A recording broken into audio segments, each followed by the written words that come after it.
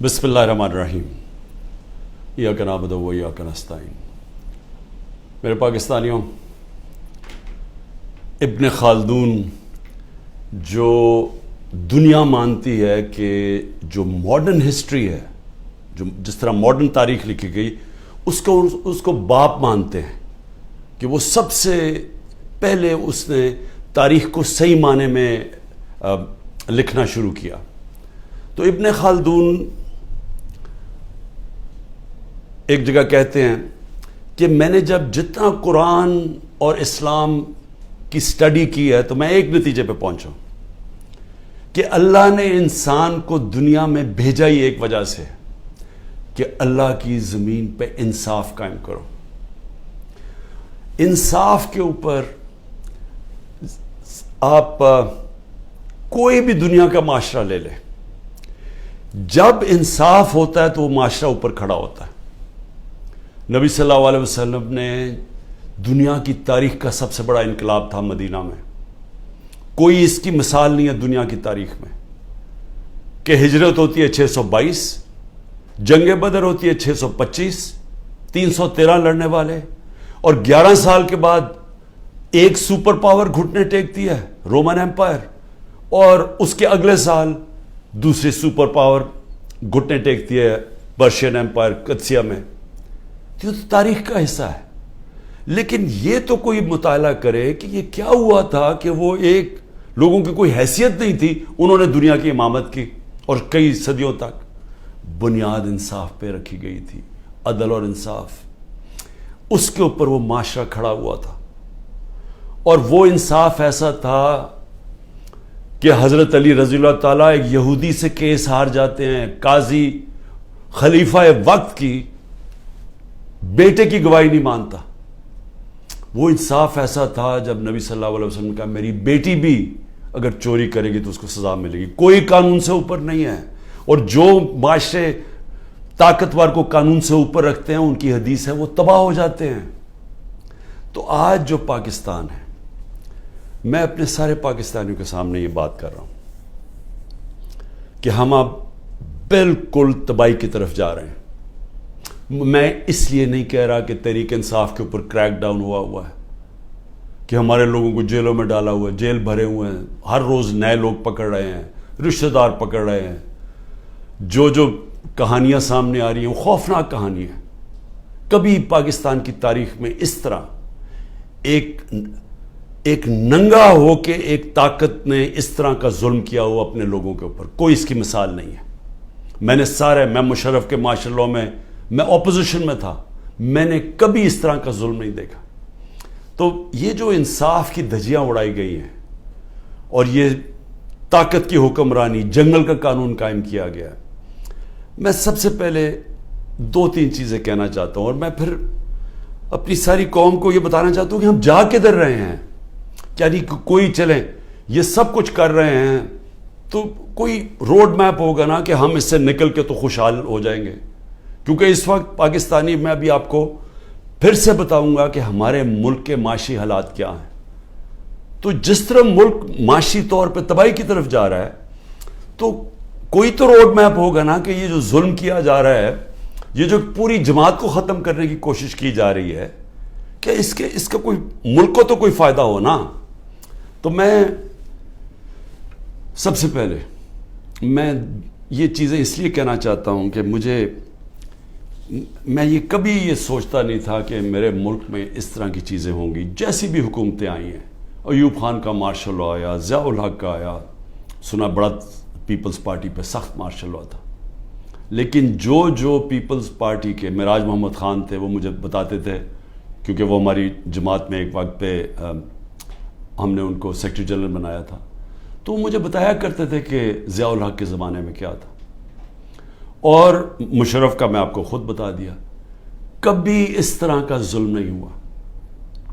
سب سے پہلے تو خواتین کے اوپر کبھی ایسا ظلم نہیں ہوا، کبھی چادر اور چار دیواری کو اس طرح بے شرمی سے، یعنی کبھی اس کو انہوں نے چادر اور چار دیواری کا جو احترام ہوتا ہے اس کو تباہ نہیں کیا گیا۔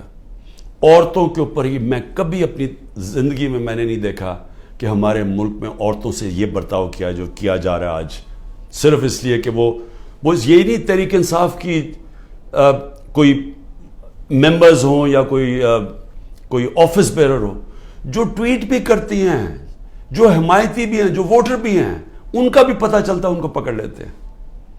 تو ایک اسلم اقبال نے ایک لیٹر لکھا ہے، یہ جو سی سی پی او ہے اور یہ آئی جی ہے اور یہ جو چیف منسٹر ہے اس وقت پنجاب کا، یہ پڑھنے والا ہے، میں نے اس کو آج ٹویٹ بھی کیا ہے۔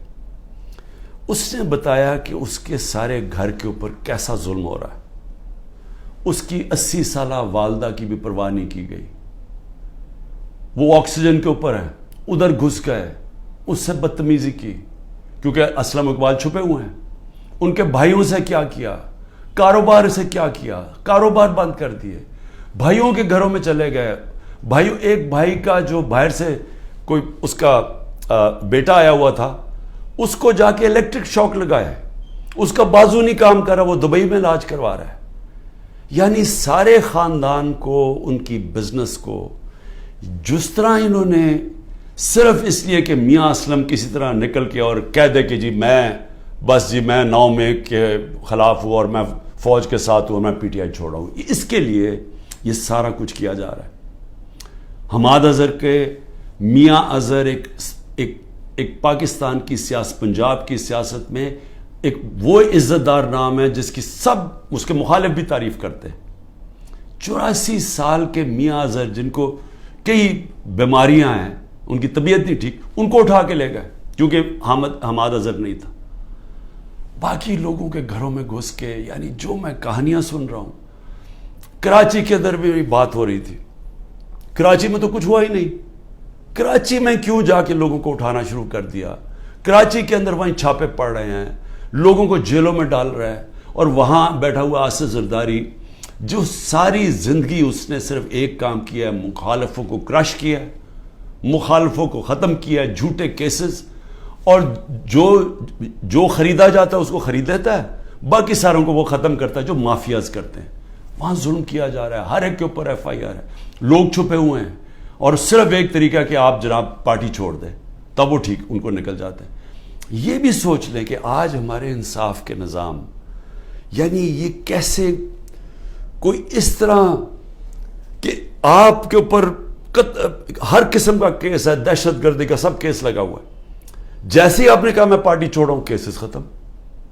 تو یہ کیا ہماری عدلیہ، ہماری لیگل کمیونٹی یہ نہیں دیکھ رہی کیا ہو رہا ہے؟ کیونکہ یہ تو سارے دنیا میں کسی بھی قانون یہ اجازت نہیں دیتا۔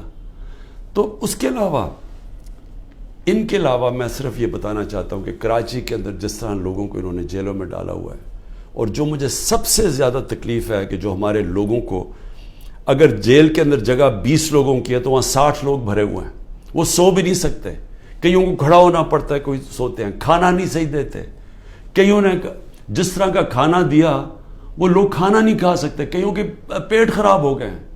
یعنی ان کنڈیشنز کے اندر سیاسی ورکرز کو رکھا ہوا ہے، جو سب سے شرمناک بات ہے، کیونکہ کوئی مجرم نہیں ہے یہاں، اتنے بڑے مجرم جنہوں نے اربوں روپے کا اس ملک کو نقصان کر کے پھر منی لانڈرنگ کر کے ملک سے پیسہ باہر بھیجا ہوا ہے، کیا ان کی ایسی ٹریٹمنٹ کسی کی تھی؟ کیسز تو پرانے بنے ہوئے تھے، کیا کسی کو ایسے رکھا گیا تھا؟ تو یہ سارا پلان بنا ہوا ہے صرف ایک پارٹی کو ختم کرنے کے لیے۔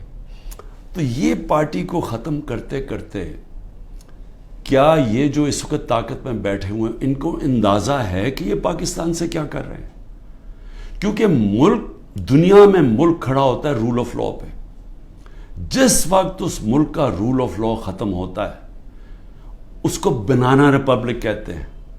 ہمارا ملک اب بنانا ریپبلک ہے، جدھر کوئی قانون نہیں ہے، جدھر کمزور کو کوئی طاقتور سے اس وقت تحفظ دینے والا نہیں ہے۔ میں تو صرف سلام کرتا ہوں ان ججز کو کہ وہ سارے پریشر کے باوجود آج وہ پھر بھی کھڑے ہیں، لیکن پوری طرح پریشر ڈالا ہوا ہے ججز کے اوپر۔ اور میں پھر سے بتاؤں کہ اس طرح کا کوئی نیچے نہیں گرتا، ان کی فائلیں بنائی ہوئی ہیں، کوئی ہر کس بلیک میل کرنے کے لیے کہ جی آپ کی ہمیں، بچوں پہ آ گئے ہیں، گھروں پہ آ گئے ہیں، خواتین کے اوپر آ گئے ہیں۔ میں نے ایک بتایا بھی کہ ایک ہمارے ممبر نے چھوڑی پارٹی تو اس نے کہا جی میں یہ برداشت نہیں کر سکتا، اب تک تو میری بزنس پہ تھا، اب میرے گھر پہ پہنچ گئے، ہماری عورتوں پہ پہنچ گئے، میں نہیں برداشت کر سکتا۔ تو اس لیول کے اوپر اس وقت اس ملک میں ظلم ہو رہا ہے۔ میں صرف یہ بتا دوں کہ یہ جو کلیکٹیو پنشمنٹ ہے، یعنی آپ ایک فرد کو پکڑنے جا رہے ہیں، اس نے کوئی جرم بھی کیا ہو تو کوئی دنیا کا قانون اجازت نہیں دیتا کہ جو باقی اس کے رشتہ داروں کو اٹھا لیں۔ یہ کلیکٹیو پنشمنٹ آج کل کے دور میں صرف ایک ملک میں ہے، اسرائیل میں، اور وہ کس سے کرتے ہیں؟ وہ فلسطینیوں سے کرتے ہیں، اپنے لوگوں سے نہیں کرتے، اسرائیلیوں سے نہیں کرتے، وہ فلسطینیوں سے یہ کرتے ہیں۔ یہ ہٹلر کے جب نازی جرمنی جب دنیا کا سیاہ ترین دور تھا، یہ تب وہ گسٹاپو اٹھایا کرتی تھی لوگوں کو کلیکٹیو پنشمنٹ میں، کہ جو بھی اگر وہ نہیں ملا ایک جس کو پکڑنے گئے تو گھر والوں کو پکڑ لیتے تھے۔ یہ سٹالن کا جو بڑی سخت ڈکٹیٹرشپ تھی سوویت یونین کی، یہ سٹالن کی ڈکٹیٹرشپ کے اندر اس طرح کی چیزیں ہوتی تھی۔ یہ صرف چائنا میں ایک دور میں ہوا تھا، ان کے کلچرل ریولوشن کے اندر۔ یہ ہوتا ہی نہیں ہے ایسے۔ یہ کوئی دنیا کا انصاف کا نظام کلیکٹیو پنشمنٹ کی اجازت نہیں دیتا، جو آج پاکستان سے ہو رہی ہے۔ لیکن یہ اب ہو کیا رہا ہے؟ ایک پارٹی کو ختم کرتے ہوئے کہ جی عمران خان کے اوپر کانٹا ڈال دیا، تحریک انصاف کو جیتنے نہیں دینا الیکشن تب ہوں گے جب تحریک انصاف ختم ہو جائے گی، جو کرنے کی کوشش ہو رہی ہے۔ تو میں سوال پوچھتا ہوں کہ اس کے بعد کیا ہوگا؟ میری صرف جو طاقت میں بیٹھے ان سے سوال یہ ہے کہ اس کے بعد کیا ہوگا؟ اگر یہ سارے کام کر کے ملک کے قانون اور عدلیہ کی ساری کریڈیبلٹی ختم کر کے، انصاف کا نظام ختم کر کے، الیکشن کمیشن کی کریڈیبلٹی تو پہلے ہی ختم ہوئی تھی، اس کو جو استعمال کر رہے ہیں صرف ایک پارٹی کو ختم کرنے کے لیے، ایف آئی اے، وہ جس کو پکڑنا تھا، جس کے 16 ارب روپے کے پرائم منسٹر یہ شہباز شریف کے کیسز تھے، وہ تو ختم ہو گئے ہیں، لیکن تحریک انصاف کو ختم کرنے کے لیے وہ ایف آئی اے لگی ہوئی ہے، کوئی کریڈیبلٹی نہیں ہے۔ نیب کو صرف ایک مقصد سے لگایا ہوا ہے، کچھ ڈھونڈو اس کے اوپر، عمران خان کے اوپر، لوگوں کے اوپر، تاکہ کسی طرح ان کو ختم کیا جائے اور باقیوں کو کہو کہ پارٹی چھوڑ دیں۔ ان اداروں کی ساری کریڈیبلٹی ختم ہو چکی ہے۔ میڈیا نے بھی، اور جس طرح عدلیہ نے، یہ ایک پروسیس تھا، ایک جدوجہد کر کے ایک وکلا موومنٹ شروع ہوئی تھی 2007 میں، جس کی جدوجہد میں عدلیہ آزاد ہوئی تھی، اور لوگوں کو اعتماد تھا کہ اگر حکومت ہمارے پہ ظلم کرے گی تو عدلیہ کھڑی ہے راستے میں۔ وہ ختم ہوا ہے، اس کو سارا دن بدن اس کو ختم کرتے جا رہے ہیں کہ لوگوں کا اعتماد ہی اٹھ رہا ہے۔ ہماری پارٹی کا تو اعتماد ہی اٹھ گیا ہے کہ لوگوں کو نکلتے ہیں، جج آرڈر بھی کرتا ہے، کوئی سنتا ہی نہیں ہے جج کی۔ مجھے یہ بتائیں کہ میں نے آئین کو سامنے رکھتے ہوئے میں نے تب یہ فیصلہ کیا کہ ہم یہ پنجاب کی گورنمنٹ نہیں چلا سکتے، یہ گرانے کی کوشش کر رہے تھے، تو ہمارے پاس تو ایک کی میجورٹی سے گورنمنٹ ہماری بچی ہوئی تھی، ہم تو کام کر ہی نہیں سکتے تھے، سارا وقت کوشش ہو رہی تھی گورنمنٹ گرانے کے لیے، پیسہ چل رہا تھا، اوپر سے نامعلوم افراد پورا زور لگا رہے تھے گورنمنٹ گرانے کے لیے۔ تو ہم نے آئین کو سامنے رکھتے ہوئے الیکشن ڈیزالو کی اپنی گورنمنٹ، وہی ہم نے پختونخوا میں کی۔ وہاں پیسے نہیں دے رہے تھے، جو قبائلی علاقہ جو جوائن کیا تھا ان کے لیے فنڈز ہم نے زیادہ دیے ہوئے تھے، وہی بند کر دیے انہوں نے، ہیلتھ کارڈ کا پیسہ نہیں آ رہا تھا۔ تو جب ہم نے سوچا کہ ہم گورنمنٹ ہی نہیں چلا سکتے، ہم نے آئین کے مطابق، دنیا کی پارلیمنٹری ڈیموکریسی کی روایت کے مطابق، آئین کے مطابق ہم نے اپنی گورنمنٹ ڈیزالو کر دی۔ 90 دن میں الیکشن ہونا تھا، ہمیں تو کوئی الیکشن ہی نہیں ملا۔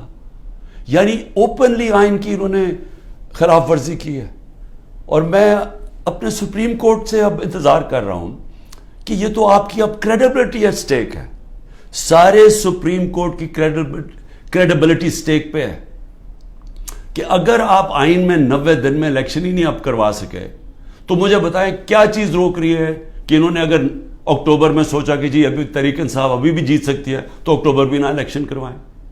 یہ تو سارا پاکستان کا جو جس کے اوپر بیس ہوتی ہے، دیکھیں جمہوریت بیس ہوتی ہے آئین کے اوپر، آئین کے مطابق قانون بنتے ہیں۔ تو جب ایک دفعہ آئین کی ختم ہو گئی، سپریم کورٹ کی ورڈکٹس کی پرواہ نہیں ہوئی، تو وہ بن جاتی ہے بنانا ریپبلک، اور بنانا ریپبلک کا کوئی مستقبل نہیں ہوتا جو میں اب یہ آپ کو بتانے لگا ہوں معاشی طور پہ. اور پھر میڈیا، اور میڈیا کا بھی ایک 20 سال کا سفر تھا. اس سے پہلے تو میڈیا بند تھا. اس سے پہلے تو صرف جو الیکٹرانک میڈیا تھا وہ تو صرف پی ٹی وی تھی. تو جنرل مشرف، اس کو داد دیں ہم کہ وہ ایک ڈکٹیٹر ہوتے ہوئے اس نے میڈیا کھول دیا، کیونکہ جنرل مشرف کے ساتھ سپورٹ تھی. لوگ تنگ تھے ان دونوں پارٹی سے. ان کی کرپشن دو دفعہ کرپشن میں گئی، لوگ تو تنگ تھے. تو لوگوں نے مشرف کو خوش آمدید اس کو ویلکم کیا. مشرف نے میڈیا کھول دیا، الیکٹرانک میڈیا.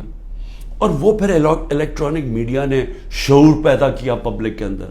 میری پارٹی بنی کیونکہ مجھے موقع مل گیا الیکٹرانک میڈیا پہ جانے کے لیے، نہیں تو 2 پارٹی سسٹم ہے، تیسری پارٹی تو نہیں آتی. اب وہ سارا جو میڈیا کا ایک پورا ایک سفر طے کر کے یہاں پہنچے تھے وہ زیرو ہو گیا. ایک حکم ملا ہے کہ عمران خان کا آپ نے نام نہیں دکھانا. یعنی جو سب سے بڑی پولیٹیکل پارٹی ہے، جس لیڈر کے اوپر اس وقت سب سے زیادہ پبلک اوپینین میں سپورٹ ہے، اس کو غائب کر دیا. تو دکھانا کیا پھر میڈیا پہ؟ اور پھر صحافی چپ کر کے. یعنی میں آج دیکھنا چاہتا تھا کہ کتنے میں دم ہے. کیا واقعی آپ آزادی رائے اور آزادی میڈیا کے ساتھ کھڑے تھے، یا آپ کو کتنوں کو صرف یہ آزادی رائے کے پیچھے چھپ کے ایجنڈاز کے اوپر کام کر رہے تھے، اور مالکان کے جو ایجنڈاز ہیں ان کے اوپر کام کر رہے تھے، اور مالکان ان سے فائدہ اٹھاتے ہیں. ان کو اتنا فائدہ اس سے نہیں ہوتا جو چینل سے ملتا ہے، ان کو جو بزنسز میں فائدہ ہوتا ہے. تو کتنے صحافی تھے جو ان ایجنڈاز پہ چل رہے تھے. اللہ کا کرم یہ ہے کہ دودھ کا دودھ پانی کا پانی ہو رہا ہے. اس مشکل وقت میں لوگوں کا پتہ چلتا جا رہا ہے، اور میڈیا کی پوری سمجھ آنی شروع ہو گئی ہے کہ میڈیا کدھر کھڑا ہے. اور لوگ سارے سوشل میڈیا پہ چلے گئے ہیں، اور سوشل میڈیا سے اب انفارمیشن لے رہے ہیں، کیونکہ اس قوم کو تو پتہ چل گیا کہ میڈیا اب سینسر ہو گیا بالکل. اور اس کے بعد جو اگلی بات کرتا ہوں کہ اب اس کے بعد ہماری اکانومی آ گئی، ہماری جمہوریت بھی ختم، جمہوری ادارے بھی ختم، صرف ایک پارٹی کو باہر رکھنے. لیکن جو سب سے بڑا اس وقت جو ملک کو خطرہ ہے وہ تو ہماری معیشت کا ہے. اکانومی ہماری بیٹھ گئی ہے. میں صرف پھر سے اپنی قوم کو بتانا چاہتا ہوں کہ اس وقت اکانومی کا حال کیا ہے. ہم جب چھوڑ کے گئے تھے 6.1% پہ ہماری اکانومی بڑھ رہی تھی، یعنی دولت میں اضافہ ہو رہا تھا ملک میں. اور میں پھر یہ کہوں کہ یہ پاکستان کی تاریخ میں پہلی دفعہ امریکی ڈالرز نہ آنے کے، جو کہ ایوب خان کے دور میں آئے، ضیاء کے دور میں آئے، مشرف کے دور میں آئے، تب گروتھ ریٹ اوپر تھی. یہ پہلی دفعہ ہے کہ 2 سال ہماری ایوریج 6% پہ اکانومی کو کوئی باہر سے ڈالر نہیں آ رہے تھے. آل راؤنڈ انڈسٹری اچھا کر رہی تھی، زراعت اچھا کر رہی تھی، سروسز میں اضافہ ہو رہا تھا. تو ملک جب اوپر جا رہا تھا 6% پہ، ادھر سے سازش کر کے ایک آدمی نے بند کمرے میں فیصلہ کر کے گورنمنٹ کرائی. اب آج دیکھیں ذرا کیا حالات ہیں. پاکستان کی 6.1% سے آج ہماری گروتھ ریٹ یعنی اکانومی میں جو اضافہ ہے وہ پہنچ گئی ہے 0.3 پہ. انڈیا اس وقت 7.2% پہ بڑھ رہی ہے، آگے گروتھ ریٹ آگے. بنگلہ دیش 5.5% پہ بڑھ رہی ہے، اور ہم 0.3 پہ پہنچ چکے ہیں. ایک سال کے اندر ہمارا جو ملک کا جو ایکسپورٹس ہیں، دیکھیں نا، جب تک آمدنی آتی ہے ڈالر سے تو ہماری ایکسپورٹ تو ہر سال بڑھ رہی تھی. اس وقت اور ایکسپورٹس یعنی ڈالرز اندر آتے ہیں جب چیزیں بیچتے ہیں، 13.6% پہ ایکسپورٹس گری ہیں ایک سال میں. اور جو دوسری چیز ڈالرز اندر آتے ہیں ریمیٹنسز سے، وہ 13% پہ گری ہیں ریمیٹنسز. ان کا ملا کے اور پھر جو انویسٹمنٹ ہے، جو باہر سے انویسٹمنٹ آتی ہے، ڈالرز آتے ہیں نا، وہ 90% گر گئے ہیں. ایک سال میں 90% انویسٹمنٹ گر گئی. اور ہمارا جو روشن ڈیجیٹل ہم نے اکاؤنٹ کھولا تھا، جو 1.5 سال میں $5 ارب پہ پہنچ گیا تھا، وہ آج اس میں پیسے نکال رہے ہیں لوگ. یعنی کہ جو بیرون ملک پاکستانی ہمارا سب سے بڑا احساس ہے، وہ اعتماد کھو بیٹھا ہے اس گورنمنٹ پہ. تو جب ٹوٹل ہمارا ہم نے کتنا ایک سال کے اندر نقصان کتنا ہوا ہے انویسٹمنٹ میں اور اس پہ انویسٹمنٹ پہ اور ریمیٹنس اور ایکسپورٹس پہ 7 ارب ڈالر. تو آئی ایم ایف کے پاس 6 ارب ڈالر ہم مانگ رہے ہیں یا 7 ارب ڈالر کا ملکی آمدنی میں کمی آ چکی ہے. پھر آگے چلیں. اس وقت جو پاکستان کا قرضہ ہے، پچھلے 12 مہینے میں پاکستان نے تقریباً 15,000 ارب روپے کا قرضہ لیا ہے. اب یہ یاد رکھیں 15,000 ارب کا قرضہ 12 مہینے میں. ہماری حکومت جو پہلے ہی مشکل وقت میں آئی تھی، کیونکہ سب سے بڑا خسارہ بیرونی خسارہ چھوڑ کے گئے تھے. ہمارا جو ٹوٹل ہم نے اپنے دور کے اندر کتنا ہم نے خسارہ لیا، کتنا ہم نے قرضہ لیا، ہمارا 18,500 ارب 18,500 ارب 3.5 سال میں. انہوں نے 1 سال میں 15,000 ارب روپیہ قرضہ لیا. یہ جو قرضہ بڑھ رہا ہے ملک میں، اور قرضہ اور بڑھتا جائے گا کیونکہ آمدنی تو کم ہوتی جا رہی ہے. اس وقت جو عام آدمی کو سب سے زیادہ تکلیف دے رہی ہے وہ ہے مہنگائی، انفلیشن. ہم چھوڑ کے گئے تھے 12.4% پہ، آج پاکستان میں مہنگائی 38% پہ ہے. یہ ہماری 75 سالہ تاریخ میں سب سے زیادہ مہنگائی ہے. پھر اس سے زیادہ خوفناک ہے جو کھانے پینے کی چیزیں ہیں، جو فوڈ انفلیشن ہے، وہ 48% پہ ہے. یعنی جو عام آدمی کو سب سے زیادہ تکلیف دے رہی ہے کھانے پینے کی چیزیں، وہ 48% پہ ہماری انفلیشن ہے. سری لنکا جس کا ہمارے سے زیادہ برا حال ہے، وہ اپنی مہنگائی کم کر کے 25% پہ لے آیا ہے. یاد رکھیں سری لنکا میں لوگ سڑکوں کے اوپر آ گئے تھے مہنگائی کی وجہ سے، آج وہ 25% پہ آ گئی ہے، جبکہ پاکستان کی مہنگائی 38% پہ پہنچ گئی ہے. اور پھر جو انٹرنیشنل جو قیمتیں جس کی وجہ سے ہمارے دور پہ مہنگائی لوگ کر رہے تھے، 30% کموڈٹی کی قیمت انٹرنیشنلی گری ہیں. یعنی تیل، جو انرجی پرائسز تھے، جو پام آئل تھا، یعنی جو ہم گھی منگواتے تھے، وہ آج آدھی قیمت پہ ہے. لیکن اوورآل 30% دنیا میں یہ جو چیزیں مہنگائی بڑھا رہی تھی وہ کم ہو گئی ہیں، اور پاکستان میں اب یہ بڑھتی جا رہی ہیں.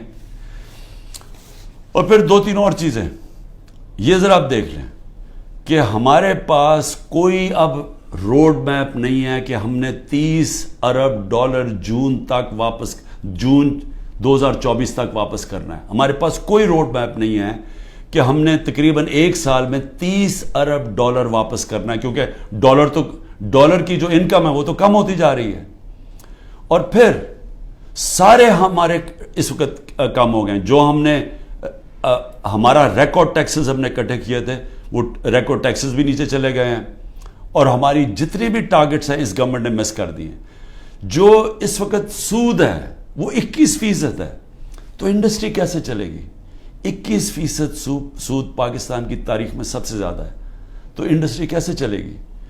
اور پھر جو اس وقت سیل ہو رہی ہے ڈیزل کی، بجلی کی، سیمنٹ کی، وہ 20 سے 30% گر چکی ہے. اس کا مطلب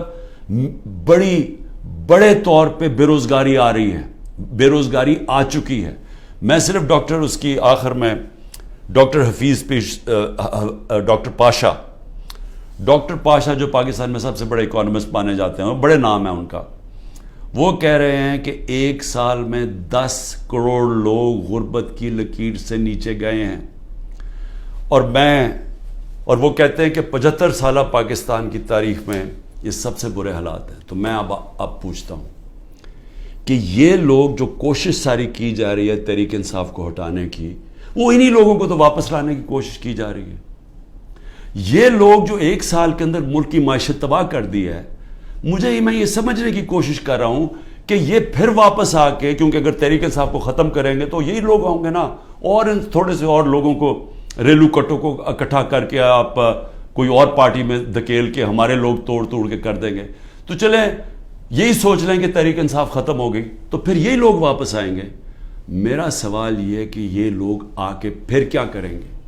کہ اگر انہوں نے 1 سال میں ہماری معیشت کا بیڑا غرق کر کے رکھ دیا ہے، خود تو ان کو فرق ہی نہیں پڑا، یاد رکھیں ان کے پیسے ملک سے باہر پڑے ہیں، ان کے ڈالروں میں پیسے باہر پڑے ہوئے ہیں. یہ جو ملک نیچے جا رہا ہے، یہ جو مہنگائی ہو رہی ہے، یہ جو روپیہ گر رہا ہے، اس کی وجہ سے جو مہنگائی اور غربت آ رہی ہے، ان کو کوئی فرق نہیں پڑ رہا. میں یہ آج کہتا ہوں کہ جتنے بھی لوگ آج یہاں اوپر ہمارے ملک کے فیصلے کر رہے ہیں، ان کو کوئی فکر نہیں ہے پاکستان کی، کیونکہ ان کے پیسے ملک سے باہر پڑے ہیں. اگر ان کے ملک سے باہر پیسے پڑے ہیں، ان کو کوئی فرق نہیں پڑ رہا. ان کو جب وقت آئے گا، مشکل وقت آیا، میں آج آپ کو لکھ کے دے رہا ہوں، سب نے ملک سے باہر بھاگ جانا ہے. کم از کم جو اسٹیبلشمنٹ ہے ایک کام تو کرے نا. ان سب جو یہاں آج فیصلے کر رہے ہیں، ایک کام کرے کہ ان سب کو ای سی ایل پہ ڈالے، اور ای سی ایل پہ تب تک ڈالے جب تک الیکشن نہیں ہو سکتا.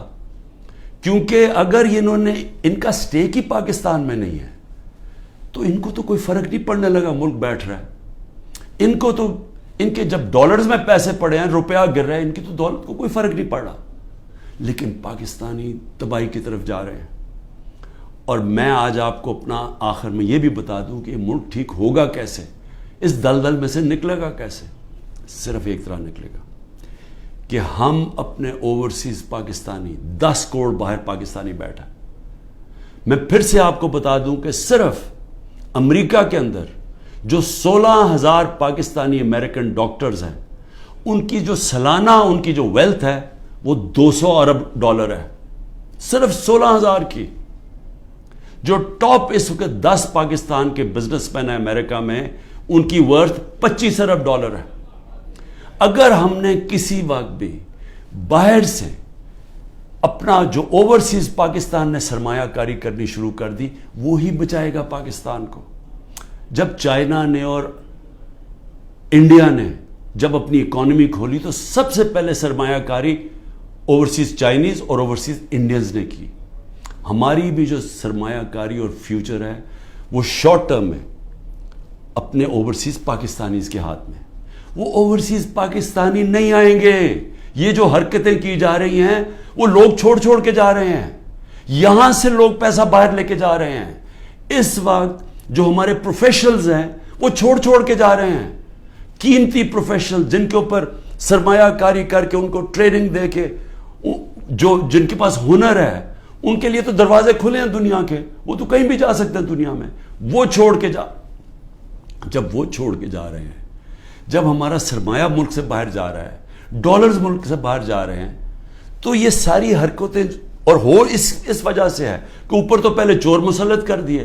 مجھے بتائیں کون ملک سے باہر سے پیسہ لے کے آئے گا اوورسیز پاکستانی، جب وہ دیکھے گا کہ شہباز شریف اور شریف خاندان اور زرداری خاندان، ان کے پیسے باہر پڑے ہوئے ہیں. کون لے کے آئے گا پاکستان؟ جب ان کو اعتماد پاکستان کی اکانومی میں نہیں ہے تو وہ ان کو کیسے اعتماد آئے گا پاکستان کی اکانومی میں؟ تو کدھر سے آئے گا پیسہ؟ تو شارٹ ٹرم میں تو آنا ہے باہر سے اوورسیز پاکستانی کا پیسہ. اوورسیز پاکستانی پیسہ تب لے کے آئے گا جب رول آف لا قائم کریں گے، جو آج ختم کیا جا رہا ہے، جس کی قبر کھودی جا رہی ہے. جب تک جسٹس سسٹم میں، ہمارے جسٹس سسٹم میں انویسٹر کو، سرمایہ کار کو اعتماد نہیں ہوگا، پیسہ نہیں آنے لگا. اور جب تک اس ملک میں پیسہ نہیں آئے گا، اپنے ڈالرز نہیں آئیں گے. ہم یہ جو $30 ارب ہم نے ایک سال میں دینا ہے، ہم کدھر سے دیں گے؟ ہم تو اور ڈالرز لے رہے ہیں. ہم تو اس وقت IMF سے اور قرضے مانگ رہے ہیں. ہمارے پاس تو سکت ہی نہیں ہے پیسے دینے کی. تو اس لیے میں ان سب سے پوچھتا ہوں جو تحریک انصاف کو ختم کر رہے ہیں اور کرنے کی کوشش کر رہے ہیں، ان کو یہ سمجھنا چاہیے کہ ان کے پاس تو اور کوئی روڈ میپ ہی نہیں ہے. وہ تو تباہی کی طرف لے کے جا رہے ہیں. جو ان کے پاس تو کوئی سلوشن ہی نہیں ہے، اس کا مسئلے کے حل ہی نہیں ہے. ان کا مسئلے کا حل صرف ایک نظر آ رہا ہے کہ تحریک انصاف اور عمران خان کے اوپر کانٹا ڈال جائے، یا وہ تحریک انصاف اور عمران خان کے بغیر. لیکن میں پھر آخر میں یہ کہنا چاہتا ہوں، یہ کبھی ہو ہی نہیں سکتا. اگر ملک کی سب سے بڑی جماعت جس کا پاس سب سے بڑا ووٹ بینک ہے، آپ جب اس کو جس طرح ختم کر رہے ہیں، آپ پاکستان کی جمہوریت ختم کر رہے ہیں. اور پاکستان کی جمہوریت ختم کرنے کا مطلب آپ مستقبل ختم کر رہے ہیں، آپ آزادی ختم کر رہے ہیں اس ملک کی. آپ لوگوں کو غلام بنا رہے ہیں. یہ جو سارے حربے استعمال کر رہے ہیں یہ اسرائیل غلاموں کے اوپر فلسطینیوں کو غلام بنا کے تو یہ حربے استعمال کرتی ہے. یہ کشمیر کے اندر مقبوضہ کشمیر میں ہندوستان کشمیریوں پہ کر رہے ہیں یہ چیزیں. یہ اپنے لوگوں پہ کوئی ایسا نہیں کرتا ظلم. اور سب سے بڑی پارٹی کو جب آپ ختم کر رہے ہیں تو پھر سے میں آپ کو کہوں کہ جو آپ کو حربے استعمال کر رہے ہیں اور کرنے پڑیں گے آگے اور کرنے پڑیں گے کیونکہ سب سے بڑا ووٹ بینک ہے وہ کدھر سے ختم ہوگا. تو اس کا مطلب مکمل طور پہ یہ ظلم کا نظام چلتا رہے گا. اور آخر میں جب بھی آپ سمجھیں گے کہ اب پارٹی ختم ہوگی تب الیکشن کروائیں گے وہ جمہوریت ختم ہو جائے گی. مجیب الرحمان کو جب انہوں نے اس کے خلاف کریک ڈاؤن کیا, ہم نے پاکستانیوں نے کریک ڈاؤن کیا, جس کو پرائم منسٹر بننا چاہیے تھا اس کی پارٹی کو بین کر دیا, کلعدم کر دیا, تو اس کے بعد جو الیکشن کروایا اس کی کیا حیثیت تھی؟ کیا وہ ایسٹ پاکستان کے لوگوں نے مانا تھا وہ جو الیکشن کے بعد لوگ سامنے آئے تھے؟ کسی نے کوئی بھی ان میں سے بچا تھا جیسی واپس جب ان کے پاس ان کو وہ آزاد ہو گئے ہمارے سے؟ تو یہ بھی جو لوگ آپ الیکشن کروائیں گے یہ ریلو کٹوں کی اور یہ جو سارے چوروں کو اور یہ جو سب اکٹھے ہوئے ہیں منی لانڈررز, یہ جو ملک میں سزائے یافتہ بیل کے اوپر لوگ, تو جب کیا آپ کا خیال ہے کہ اس سے قوم مان جائے گی؟ ان کی کیا قوم ان کی حکومت مان جائے گی؟ وہ آج ہی نہیں مان رہی. وہ اتنے ڈرے ہوئے ہیں کہ سب کچھ ہو کے بھی وہ تو الیکشن سے بھاگ رہے ہیں. 10,000 ورکر بھی اندر ہے پھر بھی ڈرے ہوئے ہیں الیکشن کروانے میں, پھر بھی کہہ رہے ہیں کہ اگلی مارچ تک الیکشن ہوگا. تو میں آج جو بھی اس ملک میں طاقت میں بیٹھے ہوئے ہیں, میرا آپ کو سمپل یہ پیغام ہے کہ جس راستے پہ آپ یہ لے کے جا رہے ہیں اس میں پاکستان کی تباہی ہے, اندھیرا ہے, ہمارے بچوں کا مستقبل تباہ ہو رہا ہے, اور اتنی مایوسی پھیلی ہوئی ہے پاکستان میں, امید ختم ہوتی جا رہی ہے کہ لوگ چھوڑ کے جا رہے ہیں. ابھی بھی وقت ہے, کورس کریکشن کریں, راستہ بدلیں, اور راستہ صرف فری اینڈ فیئر الیکشن ہے. پاکستان زندہ باد.